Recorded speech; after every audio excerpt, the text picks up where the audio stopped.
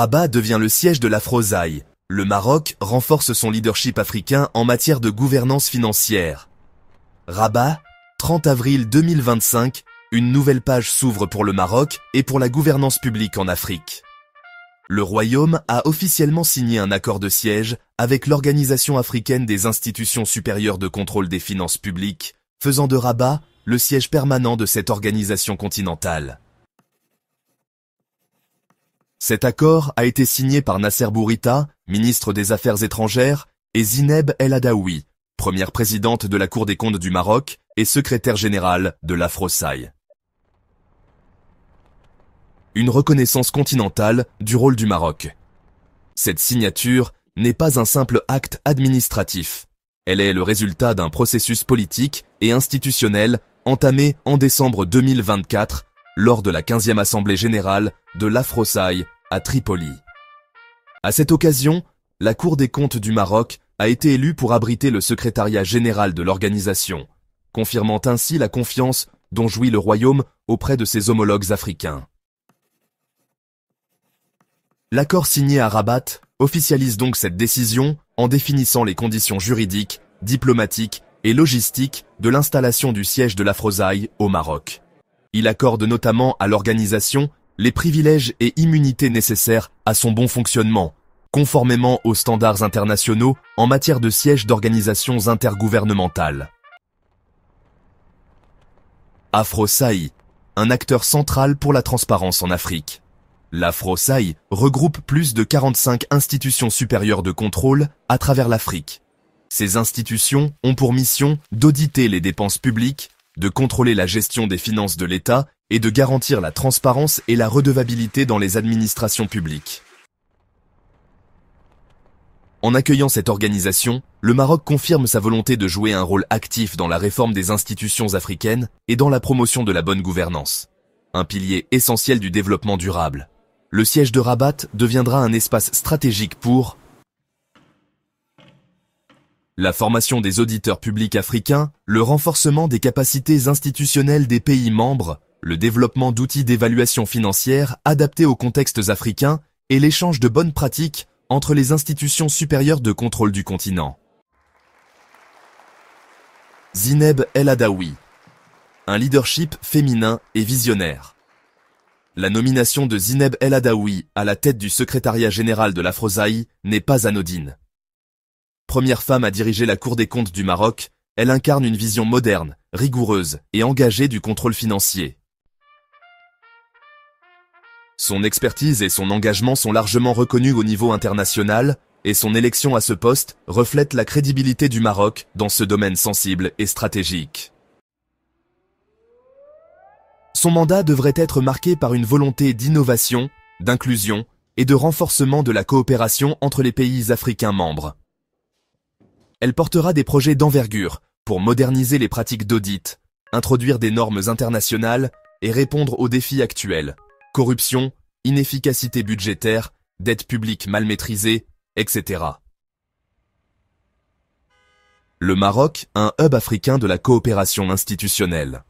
Ce nouveau rôle du Maroc en tant que pays hôte de l'Afrosaï vient s'ajouter à une série d'initiatives diplomatiques et institutionnelles qui font de Rabat un centre stratégique pour les affaires africaines. Après avoir accueilli plusieurs sommets, forums et institutions panafricaines, le Maroc continue de renforcer sa position de carrefour entre l'Afrique, l'Europe et le monde arabe.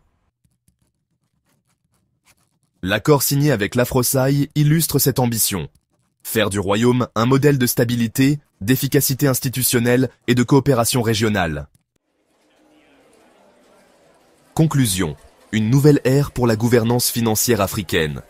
Avec la signature de cet accord de siège, le Maroc entre dans une nouvelle ère de coopération africaine, fondée sur la transparence, la rigueur et le développement partagé. En accueillant l'Afrosaï, Rabat devient plus qu'un siège administratif. Elle devient le centre nerveux du contrôle financier public en Afrique. Ce choix stratégique est une reconnaissance de la vision royale de la compétence des institutions marocaines et de la volonté du Royaume de contribuer activement à une Afrique plus responsable, plus autonome et plus forte. Donald Trump nomme Mike Waltz ambassadeur des États-Unis à l'ONU, un signal fort de soutien au Maroc. Washington 1er mai 2025, le président américain Donald Trump a annoncé officiellement la nomination de Mike Waltz en tant que nouvel ambassadeur des États-Unis auprès des Nations Unies. Cette décision, survenue après le départ controversé de Waltz de la Maison-Blanche, est perçue comme une manœuvre stratégique avec des implications géopolitiques claires, notamment en faveur du Maroc et de sa souveraineté sur le Sahara. Un retour diplomatique après un scandale. Mike Waltz, ancien membre du Congrès et ex-conseiller à la sécurité nationale, avait quitté son poste à la Maison-Blanche à la suite du scandale baptisé Signalgate, une fuite d'informations confidentielles qui a secoué l'administration Trump en avril dernier.